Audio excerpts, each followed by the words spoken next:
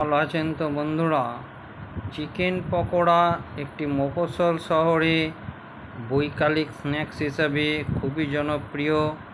Chicken pakora সাধারণত কীরকম তৈরি করা হয় তা সবাই জানেন। চিকেনের টুকরোগুলোকে ম্যারিনেট করে মশলা সহযোগে ব্যাটারে ভেজে তারপর স্যালাড এবং কাসুন্দি সহযোগে পরিবেশন করা হয়। আমার চিকেন পকোড়া খেতে ভালোই লাগে। আর কার কার চিকেন পকোড়া খেতে ভালো লাগে কমেন্ট বক্সে জানাবেন। এই চিকেন পকোড়াটি খেতে চলে গিয়েছিলাম আমাদের মেমারি শহরের ওই কৃষ্টি সিনেমা হলের ওখানে। চিকেন পকোড়া ভালোই একটি জনপ্রিয় খাবার।